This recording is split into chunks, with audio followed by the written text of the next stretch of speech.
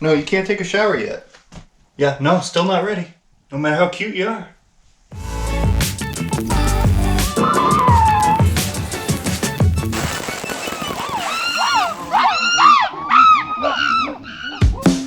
Hi everybody, welcome back to Trial and Error, and today we are tackling the waterproofing of the walls and the seat in this shower. You'll first notice that this is regular sheetrock. It is not a wallboard concrete type of Dura-Rock or something like that. I personally never believed in the need for that type of product in here. If water is making it to your substrate, then you've already done something wrong. And whether it is concrete, wallboard, Dura-Rock, whatever it is, it's going to get moldy. So the idea is to prevent the water from ever getting to your wallboard in the first place. And if you've done your shower waterproofing layer right, it doesn't matter. You could put paper mache here. It won't make a damn bit of difference. So I use sheetrock because I'm already sheetrocking. What's the point? I've done it in the shower downstairs. If you waterproof it properly, it doesn't matter. So what does it take to waterproof it properly? Not much. We're going to work with a couple of things here. One, long-haired Chihuahua. You're definitely going to need that. You're going to need a geotextile waterproof membrane type of material. And you're going to need some RedGuard or a similar waterproofing type of paint-on membrane. So if you do this step right, you've protected whatever the wallboard is behind there. And that's kind of the goal here today. So we're going to get that part done. What are you doing? What are you doing? What are you doing, you freaking nuts?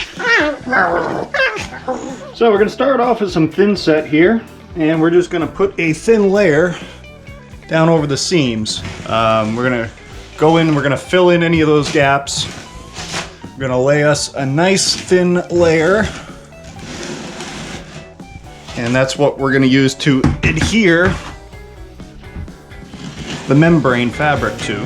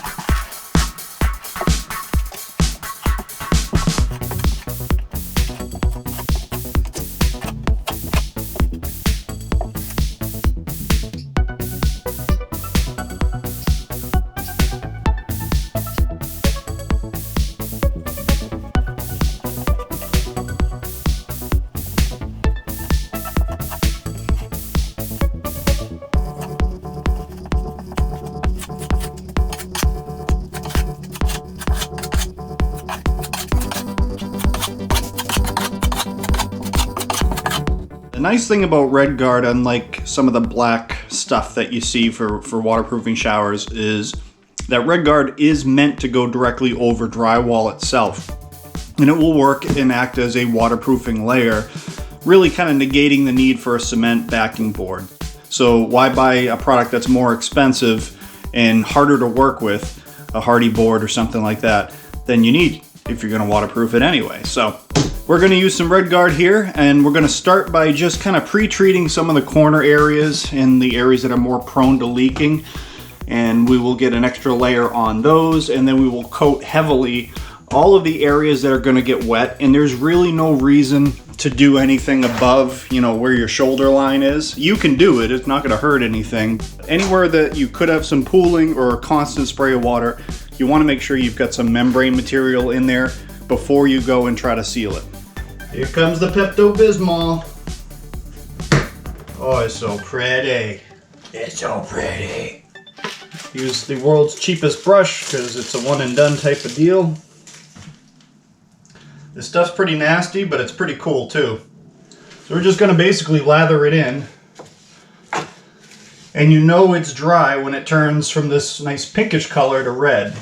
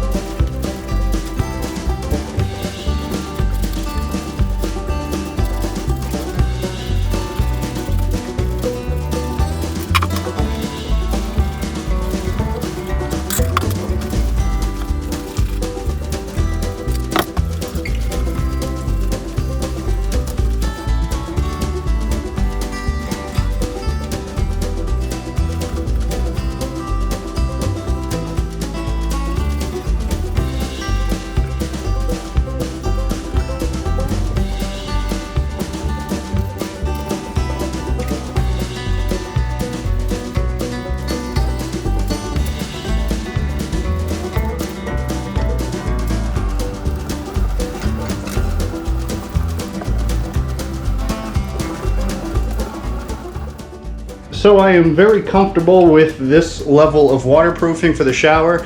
I do not bother to do every single square inch of this. In my opinion, there's no reason to go over the top. You just want to make sure that you have thoroughly covered the areas that will or may see potential water hitting it on a regular basis. So the two really important cutouts niches here, I made sure to put the membrane material in and give it plenty of coats. For the rest of them, honestly, just a quick coat, or actually a couple of coats with the RedGuard is all that you really need in those key bottom areas. The bench, fully done with the membrane tape and then done with 3 coats of RedGuard. Same with the walls all the way down here. Really important areas that will get wet steadily. And back up under the tub, same thing. Around the tub, just wanted to prevent any wicking from happening at the bottom edge, so make sure to just RedGuard that bottom edge. That's really all you need. There should be no consistent water hitting anything up here whatsoever. Got around the TV a little bit and right on down into the shower pan itself. So if we have any water ingress and around the tub especially, this is gonna have a slab of stone over it, and that will have a seal. But in the event that water makes it past that seal, you want to definitely make sure that where the tub is, it is sealed tight to the surface all the way down. Same thing, this looks goopy and ugly, but that's okay. You're not going to see it once the tile's up there. Just want to make sure you've really protected these areas so that water always has the only route to go down into the drain. So I'm comfortable with where we're at right now, and the next step here is going to be laying the floor tile. And we're going to do that now. When choosing a tile for a shower floor, it's important to remember that you are working with a sloped area.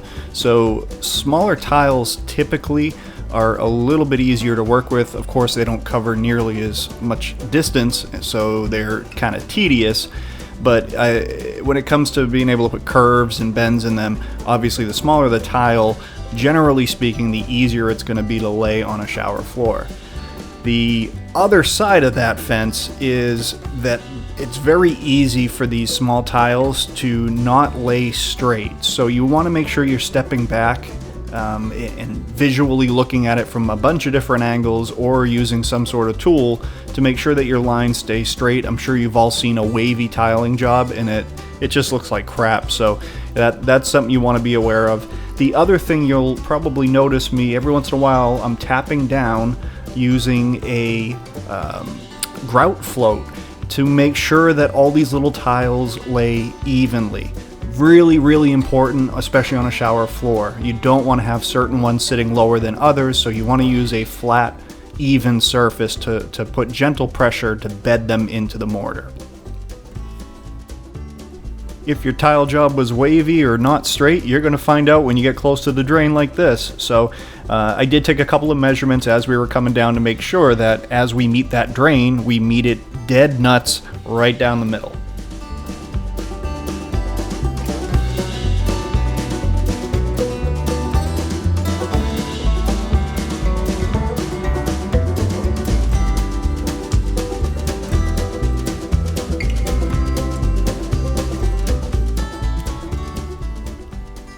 I am grout.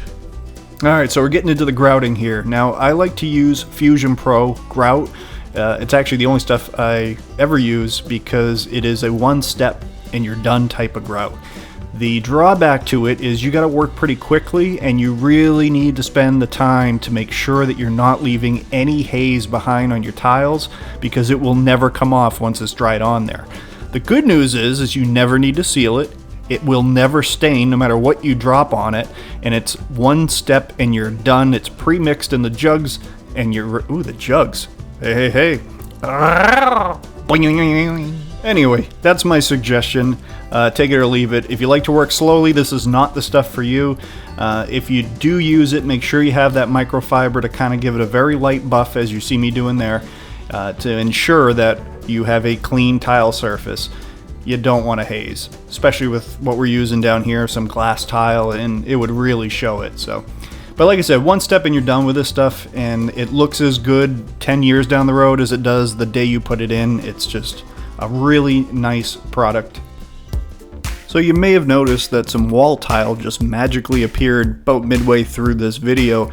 I'm not going to really address that in this video because setting up wall tile is kind of a whole different type of skill set, so we're going to cover that in a future video. I just wanted to get this floor piece down so that you have that in one quick reference. So when it comes to flooring, if we've learned anything, it's all in the prep work and the base work. Once you have that right, it's pretty easy to make a real nice looking waterproof functional floor, as you see there. I'm quite happy with it. I want to thank you all for watching. As always, any comments, questions, concerns, and or criticisms, throw them down in the comment section. And as always, everyone, have a great day.